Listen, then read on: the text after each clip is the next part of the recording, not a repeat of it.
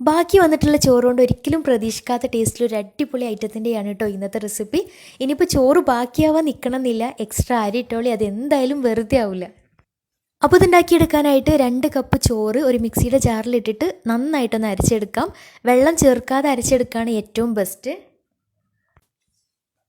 ഇനി ഇതൊരു ബൗളിലേക്ക് മാറ്റിയതിന് ശേഷം അത്യാവശ്യം വലുപ്പത്തിലുള്ള ഒരു സവാള ചെറുതായിട്ട് കനം കുറഞ്ഞ് അരിഞ്ഞത്, 3 പച്ചമുളക് വട്ടത്തിൽ കനം കുറഞ്ഞ് അരിഞ്ഞത്, കുറച്ച് കറിവേപ്പില ചെറുതായിട്ട് അരിഞ്ഞത്, ചെറിയൊരു കഷ്ണം ഇഞ്ചി ചെറുതായിട്ട് അരിഞ്ഞത്, നല്ല ക്രിസ്പി ആയിട്ട് ഇരിക്കാൻ വേണ്ടിയിട്ട് 1 ടേബിൾ സ്പൂൺ റവ, 3 ടേബിൾ സ്പൂൺ അരിപ്പൊടി, 1/4 ടീസ്പൂൺ മഞ്ഞൾപ്പൊടി, 3/4 ടേബിൾ സ്പൂൺ കുരുമുളക് പൊടി, പാകത്തിന് ഉപ്പും ചേർത്ത് കൈ വെച്ചിട്ട് നന്നായിട്ട് തിരുമ്മി കുഴച്ചെടുക്കാം.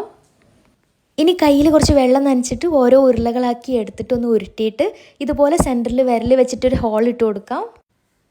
എല്ലാതും ഇതേ രീതിയിൽ ചെയ്തെടുത്ത് കഴിഞ്ഞാൽ ഇനി ചൂടായിട്ടുള്ള എണ്ണയിലേക്ക് ആദ്യം കുറച്ച് കറിവേപ്പില ഇട്ടിട്ട് ഇനി ഓരോന്നായിട്ട് ഇതിലിട്ടിട്ട് ഫ്രൈ ചെയ്തെടുക്കാം.